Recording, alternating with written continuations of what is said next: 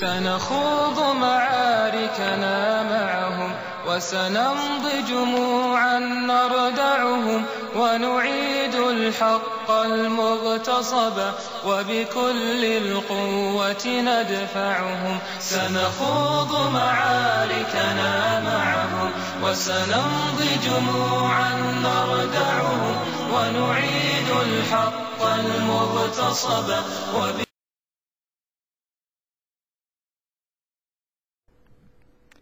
Peace be upon you. We're now at the last segment.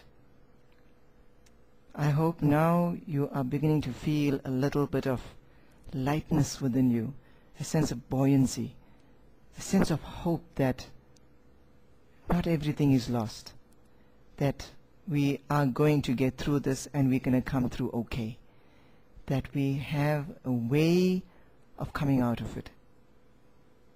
In this last segment, I'm going to discuss my proposal of a system of public administration which will allow us to eliminate the problems we've identified before and to put into effect a place that will preserve true freedom.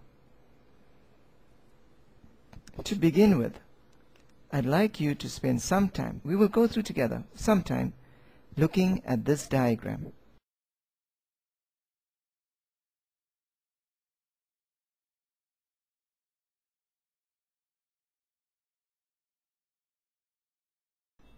Now, in terms of my model, the most important person is the individual. The individual must be free to choose and do as he wishes. And the infrastructure we have must put no obligations. We must take out of our vocabulary the idea that you are allowed to do something. Everybody may do as he wishes, as long as he doesn't violate the right of anybody else. So there's no question of allowing anybody to do anything or preventing anybody to do anything. You act according to your own conscience. Now, at the top, I've distributed the believers into 5 groups. There may be more. The entire group of people that call themselves Christians, and if this diagram were to be extended further, we would find the Christian group would have various subgroups such as the Catholics and the Anglicans, etc. And in each one of these we'd have the further groupings, and then we'll have down at the highest level the individual. And the same applies to the Hindus and the Jews and the Muslims and the traditional Africans. Here we'll have the Xhosas and the Vendas and the Pedi and the Zulu, all the different groupings.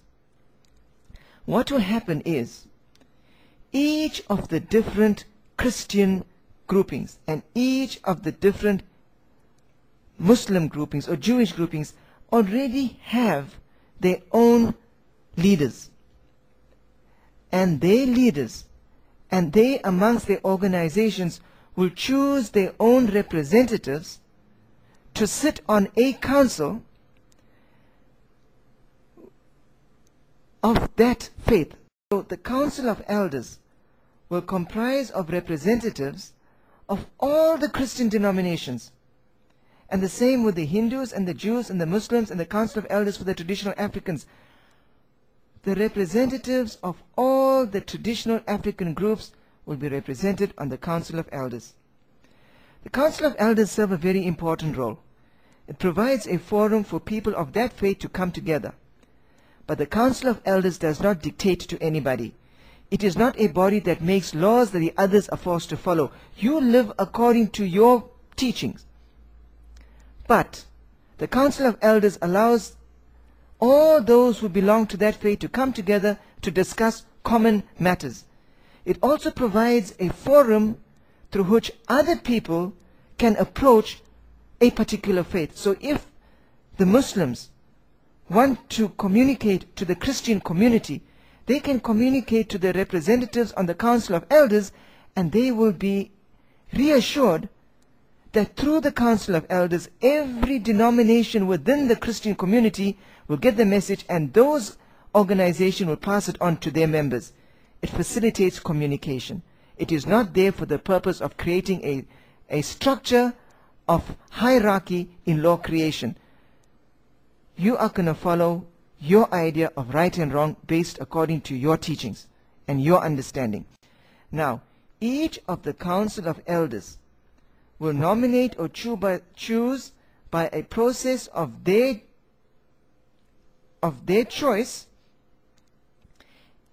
a representative or a group of representatives that will sit on the Council of Ambassadors. And the Council of Ambassadors will therefore be, in effect, representative of all the believers of God in the country. What happens to those who are non-believers? They are free to live their lives as they wish, but they would have to approach some or other of these groups to represent them and to represent their views, so that if they have some concern, they can still bring it to the administration through a representative on one of these religious bodies. Now, this body is the highest regulatory body in the country. It is the point of contact for foreigners, if you like. If they wanted to make contact with our country, the Council of Ambassadors would be a reasonable place to go. But the Council of Ambassadors leaves its day-to-day administration in the hand of the National Executive Committee, which is nominated or chosen by the Council of Ambassadors. And obviously, it is done with the consent of the individual Council of Elders. So what we have over here is that the Council of Ambassadors is chosen from the Council of Elders. The Council of Elders are chosen by each of the different churches and mosques, etc., and they are chosen by the individual people. So what we have is a system of public administration where there is no national elections.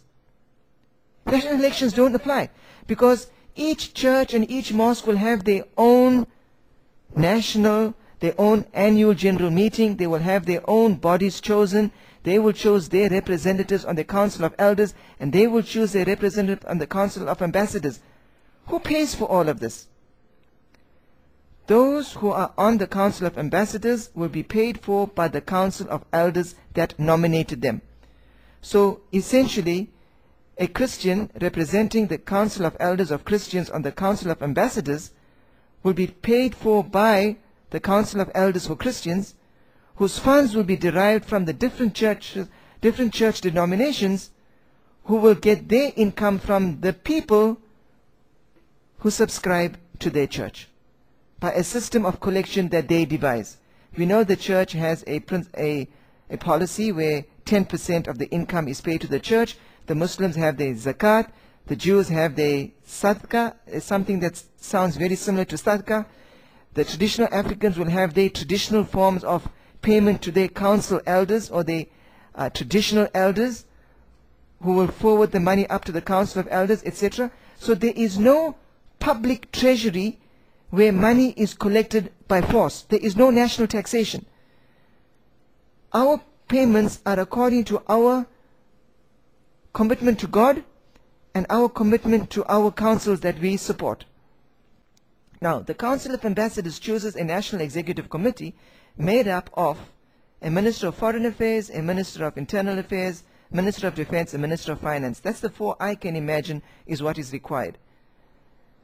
The income of the Council of Ambassadors, the budget of the Council of Ambassadors, is allocated to each of the Council of Elders.